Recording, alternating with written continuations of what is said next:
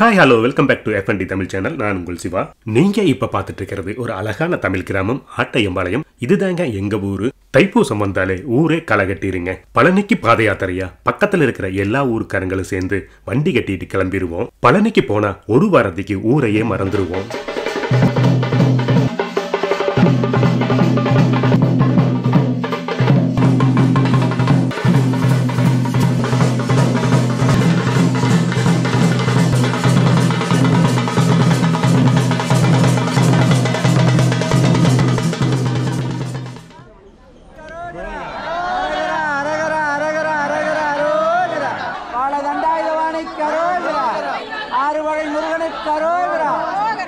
பல்லடம் குண்டடம் தாராபுரம் வழியா 2 நாள்ல நாங்க பழனிமலை அடிவாரத்தை அடைஞ்சிருவோம். பழனி தைப்பூச திருவிழாவுக்கு பல்வேறு பகுதிகளில் தொலைதூரங்கள்ல இருந்து வரக்கூடிய பக்தர்கள் எல்லோருமே காவடி எடுத்துட்டு பாத யாத்திரையை தங்க வர்றாங்க. இதுல சின்னவங்க இருந்து பெரியவங்க வரைக்கும் எல்லோருமே ஒரே குடும்பமா வர்றாங்க. அப்படி அவங்க வரும்போது பகல் நேரத்துல வெயில் நேரத்துல மரங்களுக்கு அடியில ஓய்வு எடுத்துட்டு இல்லைன்னா கோயில்கள்லயோ கோயில் மடங்கள்லயோ தங்கி ஓய்வு எடுத்துட்டு மாலை பொழுதுல தாங்க பயணிக்கிறாங்க. இரவு நேரத்துல ரொம்ப நேரம் ரொம்ப தூரம் நடக்கிறாங்க. கிட்டத்தட்ட ஒரு 100 கிலோமீட்டர் 2 நாள்ல கடந்துடுறாங்க. இது இன்னைக்கு நேரத்துக்கு நடக்கக்கூடிய ஒரு விஷயம் இல்லைங்க, காலங்காலமா நடக்கக்கூடிய ஒரு விஷயம். பாத யாத்திரையா வந்து பழனிமலை அடிவாரத்தை அடையும் போது ஏற்படக்கூடிய உணர்வு ஒரு தனி அனுபவங்க. பழனிமலைக்கு நீங்க பஸ்ல வரணும் அப்படின்னா எல்லா சிட்டில இருந்துமே பஸ் வசதி இருக்குது. பழனி பஸ் ஸ்டாண்ட்ல இருந்து பழனிமலையுடைய அடிவாரத்துக்கு போறதுக்கு ஒரு 1/2 கிலோமீட்டர் தூரம் தாங்க. பஸ் ஸ்டாண்ட்ல இருந்து ஒரு 100 மீட்டர் தூரம் வந்ததுமே லெஃப்ட் சைட்ல இந்த நியூ திருப்பூர் லாட்ஜ் அப்படிங்கிற ஹோட்டல் இருக்குது. இங்கே நீங்கள் வேணா ஸ்டே பண்ணிக்கலாம். ரூம்ஸ் எல்லாம் நல்லா இருக்கு. இங்கே ஒரு ரெஸ்டாரண்ட் இருக்குது நலபாகம் அப்படின்னு. அந்த ரெஸ்டாரண்ட்ல டிஃபன் எல்லாமே நல்லா இருக்கு. நாங்கள் பல ஊர்க்காரர்கள் சேர்ந்து நிறைய பேர் ஒரு குரூப்பாக வர்றதால எங்களுக்கு இந்த ஹோட்டல் எல்லாமே பத்தாது. அதனால நாங்கள் பழனியில் ஒரு மடமே வச்சிருக்கிறோம். தம்புரான் மடம் அப்படிங்கிற இந்த மடத்துல தாங்க தைப்பூச திருவிழா முடிய வரைக்கும் தங்கிக்கு போகிறோம். சாப்பாட்டை பற்றி நம்ம கவலைப்பட தேவையே இல்லைங்க. அதைய பாத யாத்திரை குழுவே பார்த்துக்குவாங்க. ஒவ்வொரு வேலையுமே சாப்பாடு ரொம்ப சூப்பராக ஒரு விருந்து மாதிரியே நடக்குங்க. பாத யாத்திரை வரும்போதும் சரி, மடத்தில் தங்கி இருக்கும்போதும் சரிங்க, டீ காஃபிலேருந்து சாப்பாட்டிலேருந்து எல்லாமே தூள் பறக்குங்க. நியூ திருப்பூர் லாட்ஜை கடந்து கொஞ்சம் தூரம் வந்ததுமே பாதை 2ஆக பிரியுது. இதில் லெஃப்ட்டில் போனால் கிரிவல பாதைங்க, நம்ம ரைட்டில் போகணும். ரைட்டில் போனால் தாங்க சரவண பொய்கை வரும். அடுத்ததாக பார்த்தீங்கன்னா திருஆவினங்குடி வரும். நீங்கள் பழனி முருகன் கோவிலுக்கு வந்தால் சரவண பொய்கையில் நீராடுறது ஒரு முக்கியமான நிகழ்வுங்க. அதுக்கு பக்கத்துலேயே தாங்க திருஆவினங்குடி கோயில் இருக்குது. அங்கே நம்ம முருகனை வழிபட்டுட்டு அடுத்ததாக பார்த்தீங்கன்னா அடிவார பகுதியில் இருக்கக்கூடிய மிக முக்கியமான ஒரு கோயில் பெரியநாயகி அம்மன் கோயில்.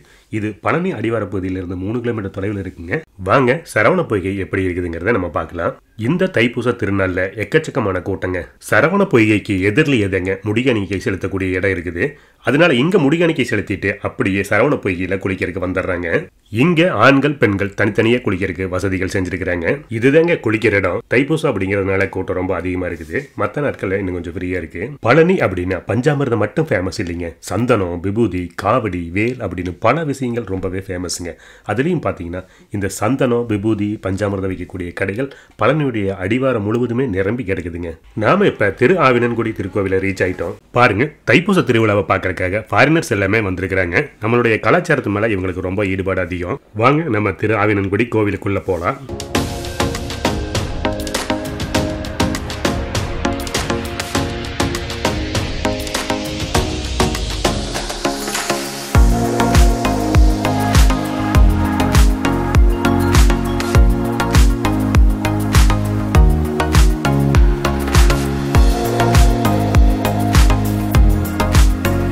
திரு ஆவினன்குடி கோவில நம்ம தரிசனத்தை முடிச்சுட்டு அடுத்ததா வந்திருக்கிறது பெரியநாயகி அம்மன் கோவில். இத்தனை பேர் தைப்பூச பரபரப்புல சுத்திட்டு இருந்தாலுமே இந்த பெண்மணியை பார்க்கும்போது எனக்கு பெருமையா இருந்தது. இவங்க கிட்ட நாம ஒரு இளநீ வாங்கி குடிச்சிட்டு அடுத்ததா பெரியநாயகி அம்மன் கோயிலுக்குள்ள போனோம். தைப்பூசத்துடைய முக்கிய நிகழ்வான திருக்கல்யாணம், வெள்ளித்தேரோட்டம் எல்லாமே இந்த கோயில்ல தாங்க.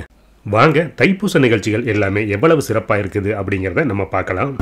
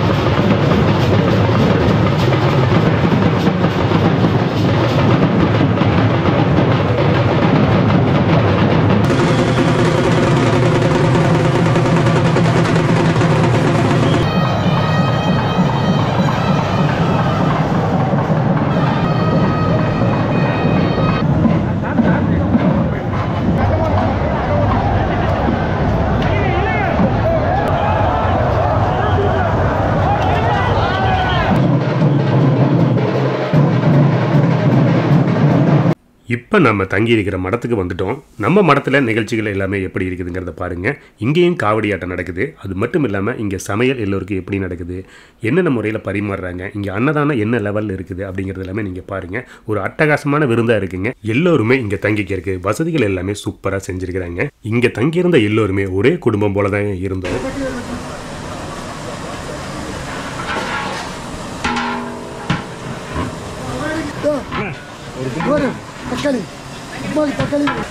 இவர் தாங்க நம்ம சமையல்காரர் நாச்சிமுத்து. நம்ம திருப்பூர் பகுதியில் ரொம்பவே ஃபேமஸ் ஆனவர்.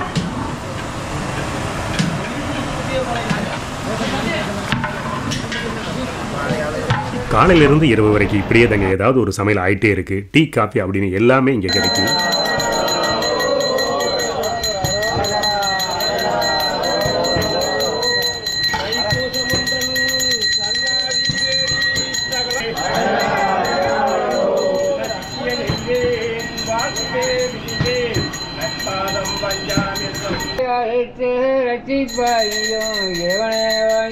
தைப்பூசத்தன்னைக்கு காவடி செலுத்திட்டு வந்து மாலை கழட்டினதுக்கு அப்புறம் மதியம் பூஜை முடிஞ்சுதாங்க அன்னதானம் நடக்கு.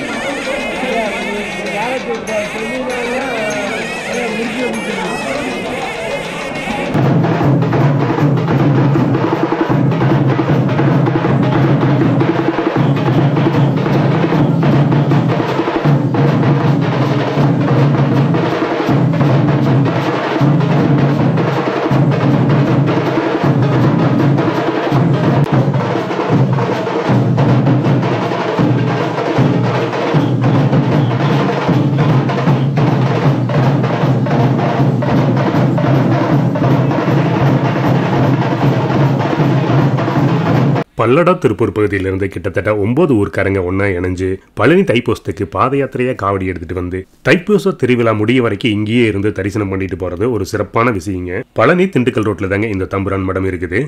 பழனி பாத யாத்திரை தைப்பூச திருவிழா வீடியோ உங்களுக்கு ரொம்ப பிடிச்சிருக்கும்னு நினைக்கிறேன். தேங்க்ஸ் மக்களே, இந்த வீடியோவை இதுவரைக்கும் பார்த்ததுக்கு. மீண்டும் ஒரு சூப்பரான வீடியோவில் விரைவில் உங்களை சந்திக்கிறேன்.